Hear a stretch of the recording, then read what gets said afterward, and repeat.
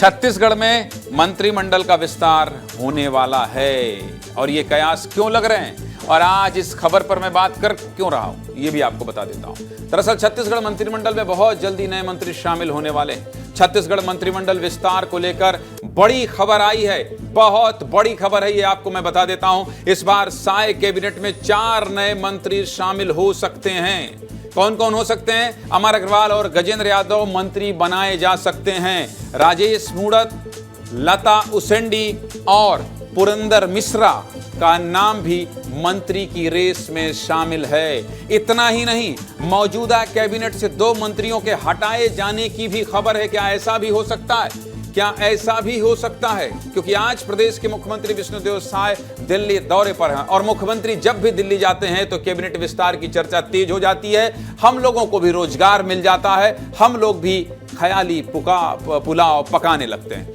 अब आपको यह भी बता देते हैं कि कौन कौन मंत्री बन सकते हैं। बता देता हूं, चलिए दिखाइए भाई कौन कौन। अमर अग्रवाल रमन सरकार में 3 बार कैबिनेट मंत्री रहे, पहला कार्यकाल वित्त मंत्री के रूप में, और बिलासपुर से 5 बार के विधायक हैं अमर अग्रवाल। ये चेहरे बन सकते हैं कैबिनेट मंत्री। हम लोगों को मैं बताया आपको ना कि जब जब सीएम दिल्ली जाते हैं, गृह मंत्री से मिलते हैं, पीएम से मिलते हैं, हम लोग कयासों का बाजार गर्म कर देते हैं और ये क्या करें, हमारा काम है। अगला कौन है भाई? नेक्स्ट बताइए।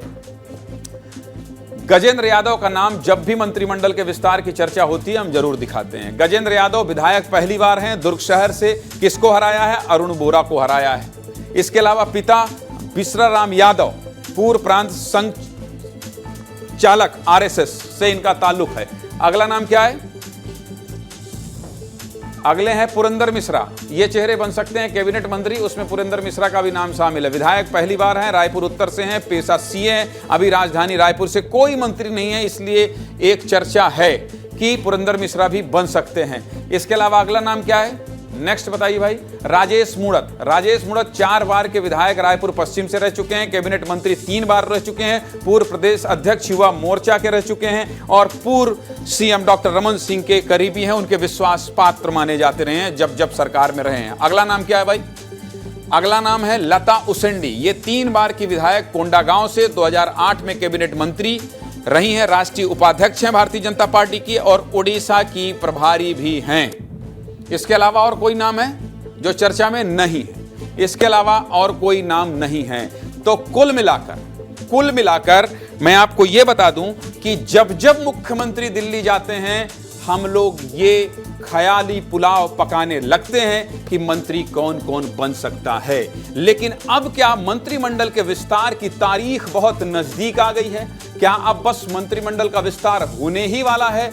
इसी सिलसिले में बात करने के लिए मेरे साथ जुड़ रहे हैं डॉक्टर श्रीश चंद्र मिश्र जी। आपका बहुत बहुत स्वागत है डॉक्टर साहब विस्तार न्यूज पर, और मेरे साथ मेरे वरिष्ठ सहयोगी मृगेंद्र पांडे भी जुड़ रहे हैं।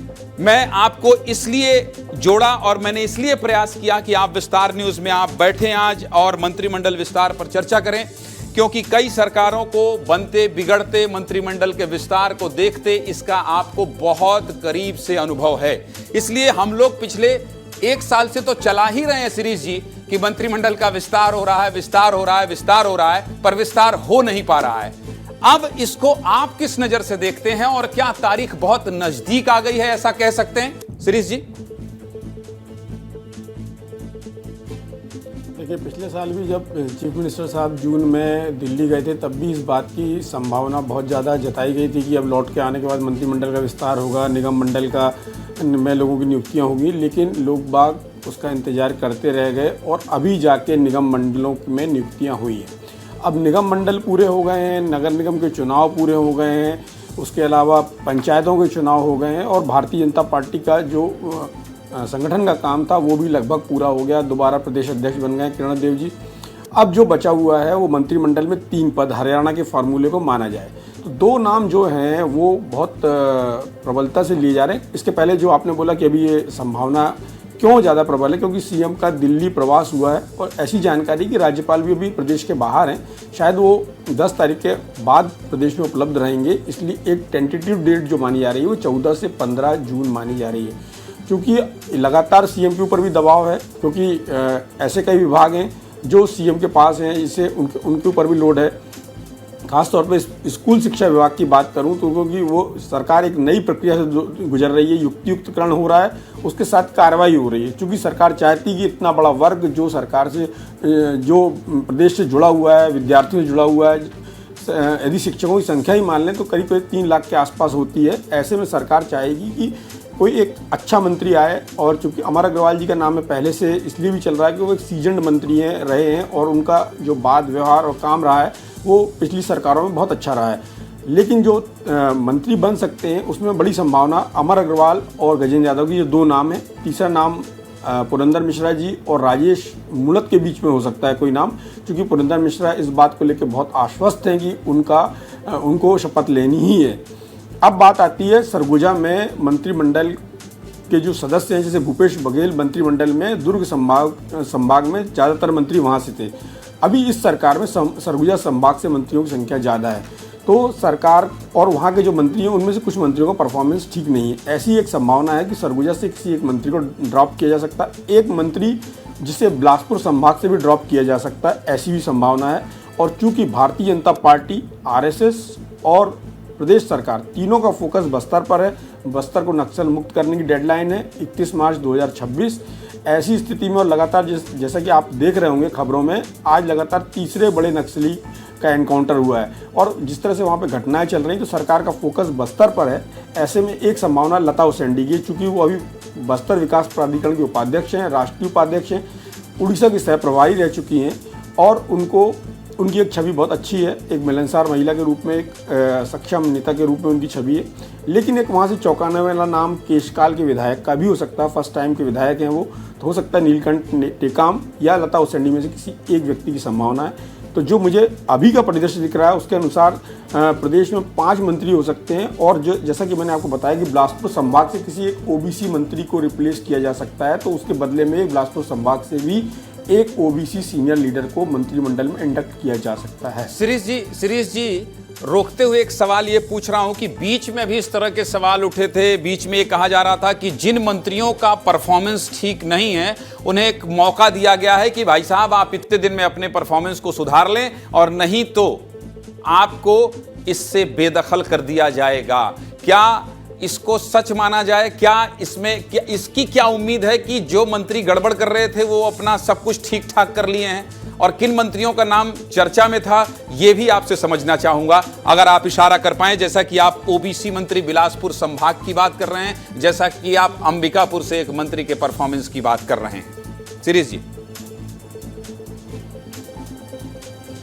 देखिए, अंबिकापुर से जो सरगुजा संभाग से जो मंत्री हैं उसमें से ये तो नहीं बोलूँगा कि उनका परफॉर्मेंस बहुत अच्छा है, लेकिन चूँकि सरकार जो विधानसभा में, आप यदि विधानसभा की रिपोर्टिंग में जाते रहे हों और रेगुलर, तो आप और विधानसभा की रिपोर्टिंग देखते रहे हों, तो विधानसभा की कार्रवाई में आपको साफ तौर पर दिखता है कि सरकार को किन मंत्रियों के कारण विधानसभा के अंदर परेशानी होती है, किन मंत्रियों के कारण उनके विधायक ही उनके मंत्रियों को घेर रहे हैं, किन मंत्रियों के कारण सरकार को लगातार अखबारों में एक निगेटिव खबर का सामना करना पड़ता है, उनके परफॉर्मेंस को लेके, उनके विभाग से जुड़े भ्रष्टाचार को लेके, और उनके आसपास के जो उनके लोग हैं जिन तरह के कामों में लगे हुए हैं उनको लेके सरकार को परेशानी होती है।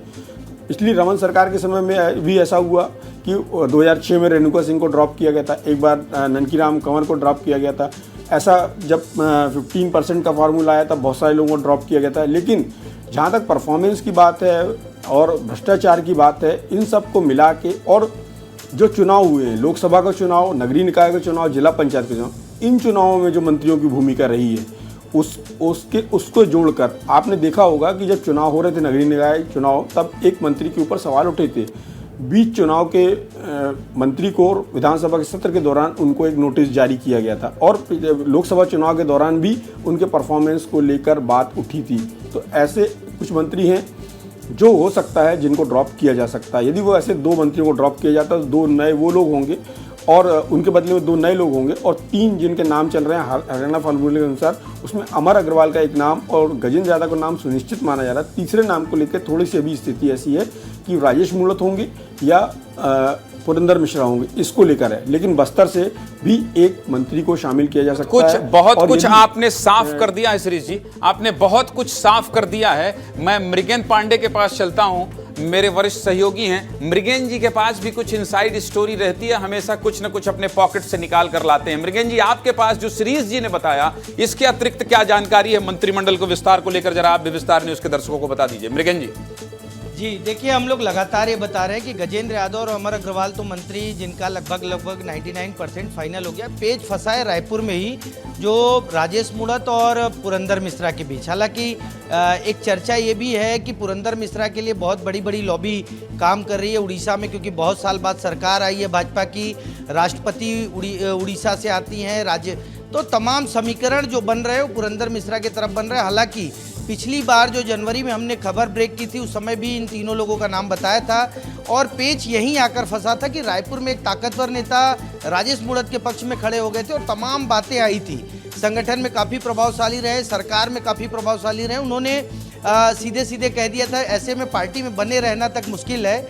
उस लिहाज से उस समय मंत्रिमंडल विस्तार अटक गया था। लेकिन अभी जो समीकरण आ रहे हैं, अभी मेरी बात हुई कुछ नेताओं से, उन्होंने कहा कि 3 दिन बाद, शिरीष जी ने भी बताया कि 10 तारीख तक जो है राज्यपाल बाहर है, 11-12 को भी हो सकता है ऐसी संभावना। लेकिन एक बहुत वरिष्ठ नेता है, उन्होंने कहा कि इस बार जो मंत्रिमंडल विस्तार होगा उसकी सुबह जानकारी होगी और दोपहर में मंत्रिमंडल विस्तार होगा।